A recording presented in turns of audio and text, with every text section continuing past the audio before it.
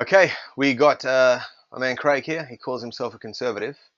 I have to admit, conservative is one of those words that the definition of exactly what it is eluded me for a long period of time and maybe eludes me still. We agree that neither of us are God and we don't know exactly everything, but would you like to take a shot at telling us what conservatism is or what it is to be a Yep. conservative? Well, I'll tell you my version. Yeah, So, go on. because there's going to be a lot of conservatives who agree with me, but I agree a lot with classical liberalism. Um, but so let's say, we talked about liberalism last time, and I sort of draw the line at that, life, liberty, and pursuit of happiness, the freedom between you and me. So I reckon that's the line, and it's about, it's halfway. You get your rights, I get my rights, and we can't impinge on each other. Now, once you've got that, you get to be an individual. So now you start relating with other people who are free, and so you get to situations where people come together, they do something voluntarily together. So, I don't think it's a dichotomy between individualism and collectivism. I You think don't. No, I don't think it's a dichotomy. I think people can act collectively while still being individuals because they're acting together, but without being acted upon. Right? So that sets up, so how do people relate with each other? And it's like the Australian conservatives. If you go on their website, they've got their principles, and you can sort of that gives a short description of each one. But there's personal responsibility, which is sure I'm free, but there's more people than me, and they're also free, and I'm responsible. I have the obligation. If I want to be free, I have the obligation of letting them be free. So it's a responsibility, but it informs you if you've got a problem, it's personal responsibility, and you can do what you can to solve it. So now, if you've got people, who are being free, then what sort of rises is limited government or representative government, some sort of controlled government where people give their consent, and the government isn't any bigger than people want it to be when they act voluntarily together. And then, so that's that sort of government where roads get built, Yeah, sure. schools, Armies. armies, national defense, everything like that. Um, so you're trying to represent the people as accurately as possible. So obviously no country is perfect in that respect, but there's some countries are better than other countries. I'd say America's got a more representative government than we do. Yeah, sure. Yeah. So that's the aim, is to make your government more representative or That's because limited. they have more states. Is that right? They have so many Um, states. it's just the whole way the system works is, they've got more states, but also there's states' rights, and the federal government is limited to what it can do. So it means, first of all, Federalism. federalism, yeah. So it's sort of you sort out things locally. You got your local government, but then you've also got your state, and your state will do as much as it can and only defer what it can't do to the federal government.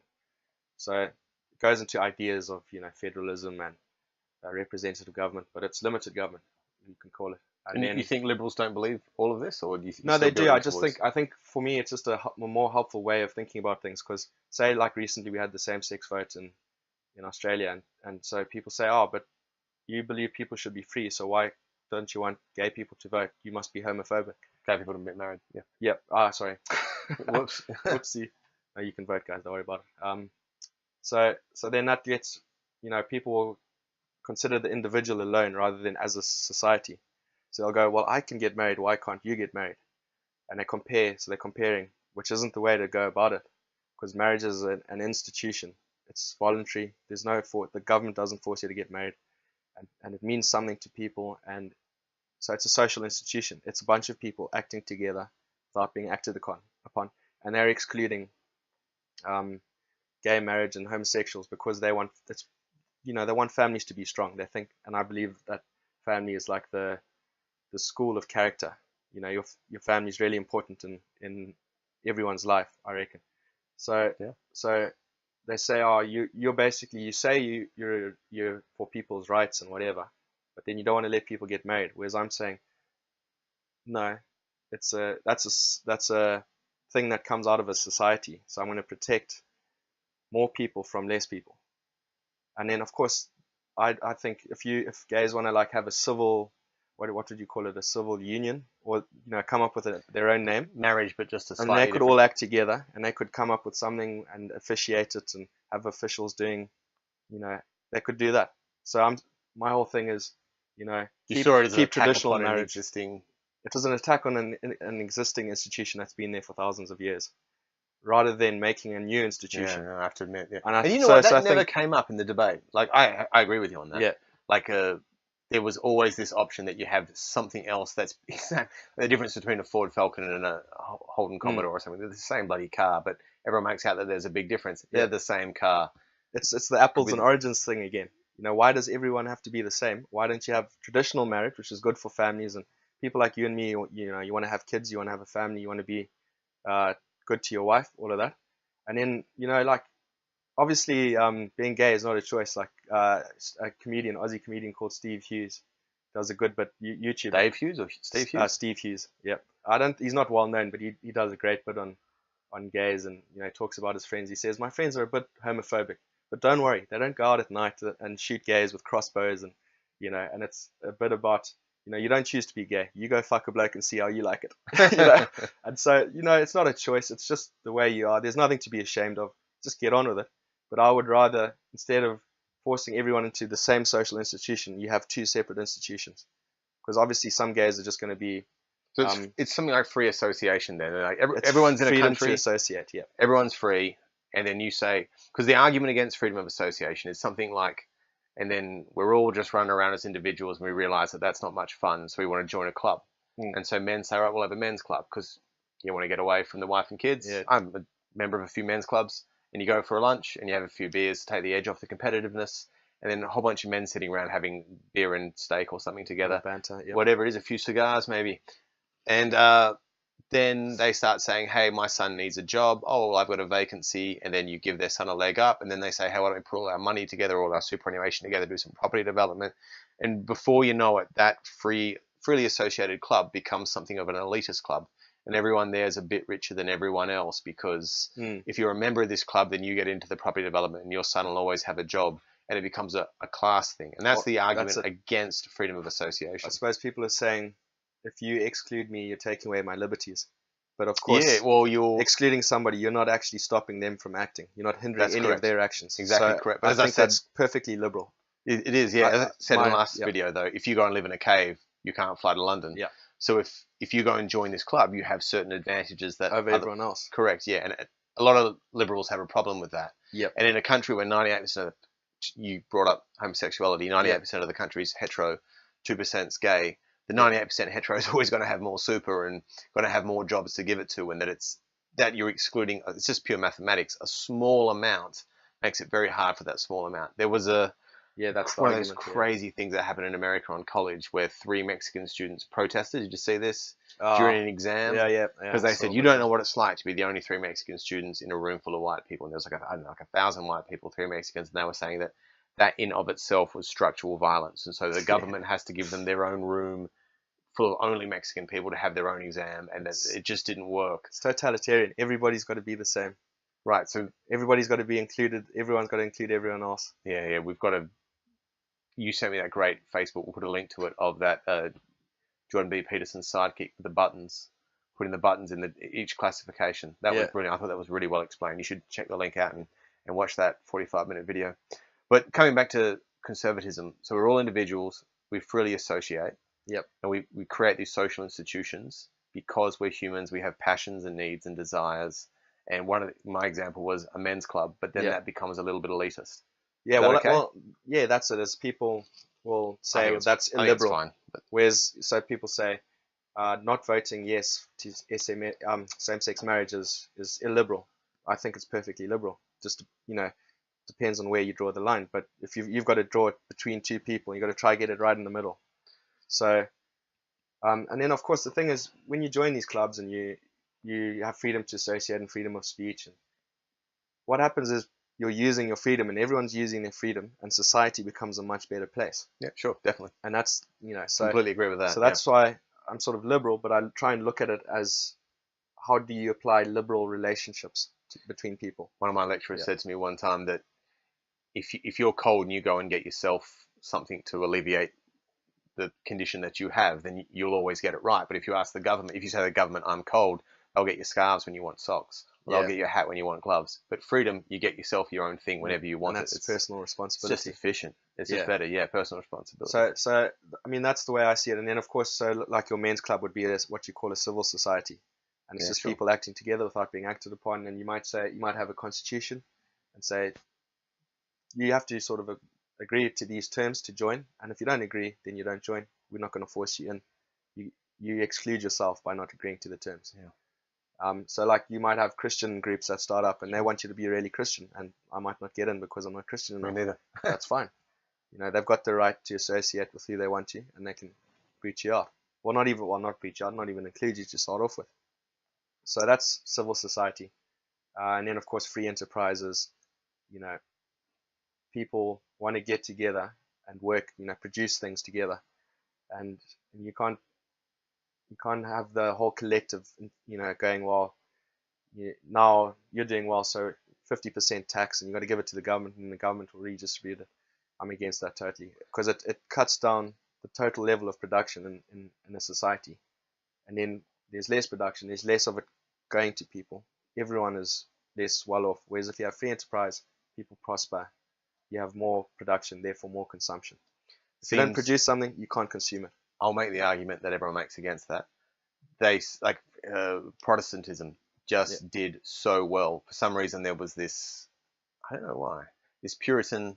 I'm sure there's you might know the answer to this, but Protestants said we'll get up very early in the morning, we'll work hard all day, probably to atone for our sins, and then we'll come home and sleep just a little bit and have meager food, meager resources. And they were such good farmers, and they were so productive, and they were so hardworking that they prospered when others didn't. And countries like England and America, in the north of America, did really, really well, and the South America perhaps didn't do so well. Anyway, colonized by Catholics, by the Spanish. Yeah, and the only way they were able to do well was slavery, which was abhorrent. And so there's this idea of some, I'm scared to say the word, but like natural supremacy to some people's way of doing things that gives them power. And that's the argument that the liberals make at the moment, that if you do things the way that say the Protestants have done it, then you're going to accumulate so much wealth and so much power, and you'll be able to rig elections, and you'll be able to buy armies and things, and then you'll dominate everyone else. And then when people like that turn up to Australia, the Aborigines are here. It's a slaughter. It's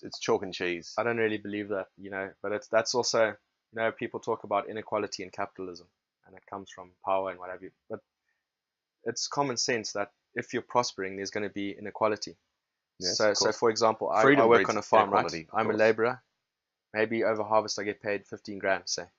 But the harvester that I'm driving, that helps me do the work, costs whatever, $600,000. So you look at that and you go, and then the capitalist has to earn that. So he's got a much bigger share of the total produce than what I have. But you got to remember, I still earn a surplus as a laborer. I still cover my basic needs, and then I've got more than half of what I earn can go to entertainment, to saving for the future. So I'm getting a surplus. So is the farmer. And what does the farmer do with his surplus? Sure, he might send his kids to private school.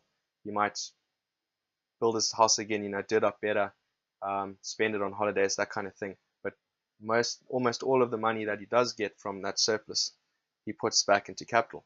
Every 4 years, they sell the harvester once it's done its time, buy a new harvester. So you've always, as a laborer, you've always got great machinery to work that doesn't break down often. So you look at that and you say, is it inequality? In one way of looking at it, it is, yeah.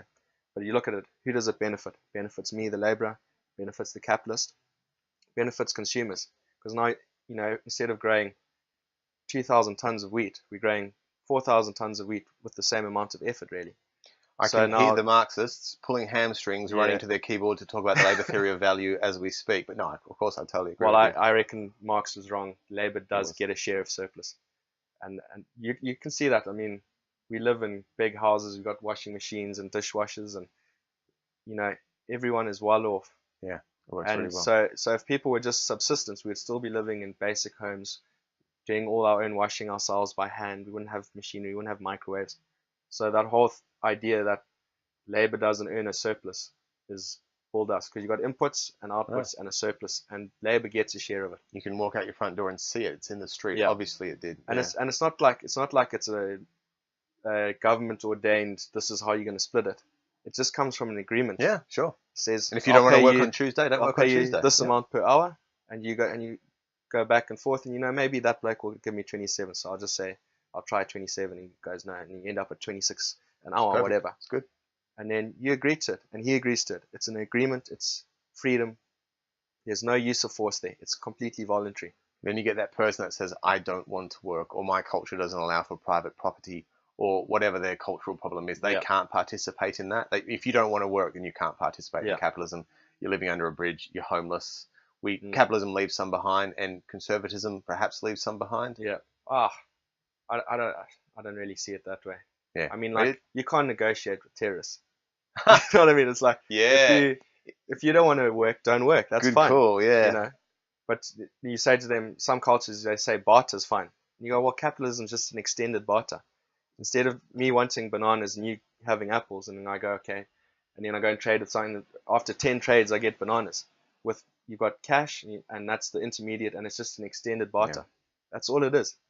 So my understanding of the definition of the word conservatism come from King Louis XVI. I don't know if you've heard this. Yeah, I haven't. He was the shit one that his wife Marie Antoinette got her head cut off. I think that's true. He organized his parliament, or whatever the French had. He had all the people that didn't want him to change the way the world worked on his right. Yep. He called them conservatives, and everyone that was saying, no, they're storming the Bastille, he had them on the left, and he called them liberals. Yep. So conservatives wanted everything to be the way that it was yesterday. So if it worked yesterday, let's do it again today, which is just the sense of the ages. That's just common sense. That's just wisdom. If it worked yesterday, let's do it again today. But clearly, we've come a long way in the last several hundred years towards progressing. And I would say some people wouldn't, making things better.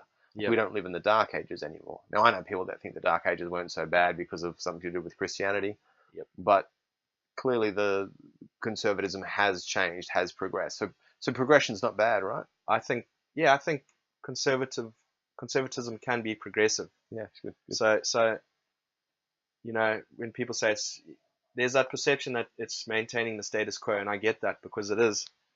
I'm for the status quo as it is in reality, but I'm not so much for the status quo understanding of things. So I'm for capitalism, but I'm really against the way people talk about capitalism, the way they understand it.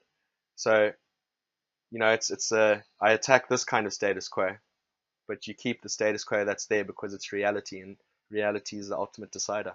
I'm for progression, but I'm not for some 22-year-old superstar that's never stepped foot outside university. I'm for progression when it comes through people being liberal and working together. So, and then of course, so you do get elements of conservatives where they just want to basically maintain the status quo, and they're authoritative about it. The government should just not allow it. And there are parts of it where it's just, through use of force, and I would like to see that change.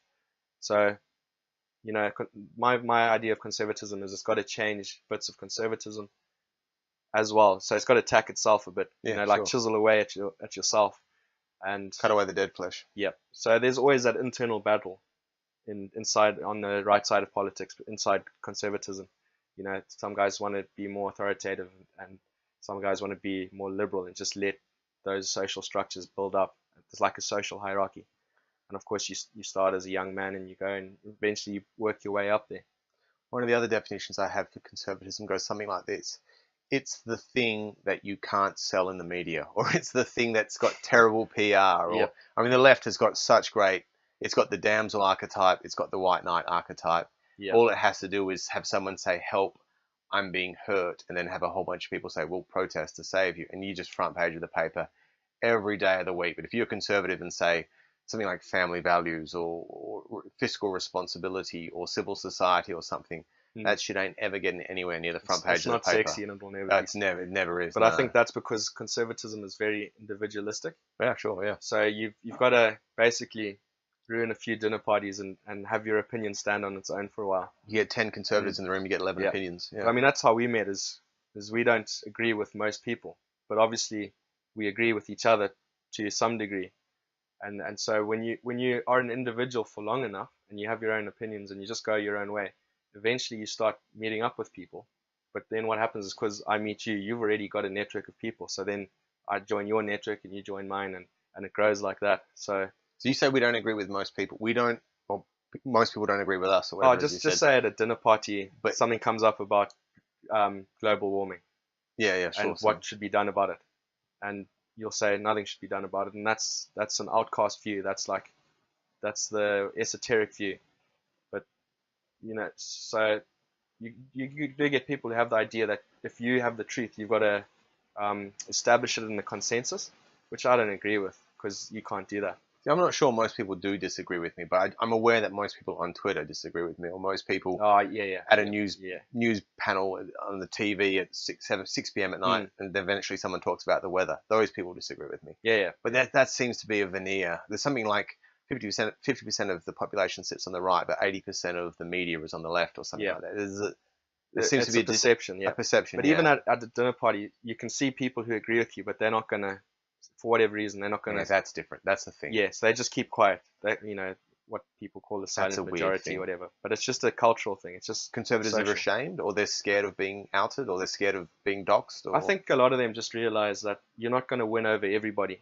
So just and we've got 50%. Like you say, it's probably about half the population is conservative. And why don't they speak at dinner parties? Are they scared? They've got something to lose. They've got families to No, lose. not really. I just think they're going, well, what's the point? Because you're not going to convince anyone, and we've already got enough people on our side, and I don't know.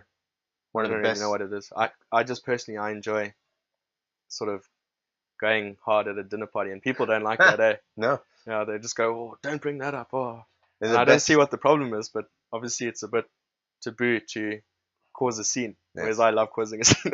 One of the best terms that have come out of the last few years is virtue signaling. Virtue signaling is such a leftist thing, and it's a perfect descriptor. It is brilliant. Yeah. Whoever thought that up is a legend. And then like libtard for liberals, That are a little silly. That they haven't read their books well enough. Yeah. Libtard. Perfect joining of two words. There's a lot of terms on the right that are, perfect descriptors of what's going on. Yeah. They call feminist biology deniers, and there's a few others like that. But anyway. Yeah. So you got anything more to say on conservatism? I think it's a hard thing to define, to be honest, and I think that's kind of good because, as I said in our last video, all these definitions, I don't really think they really work. To be honest, I don't think they really fit. And when I meet this left sort of person, it's just fever pitched, purple in the face, just about to blow an O-ring.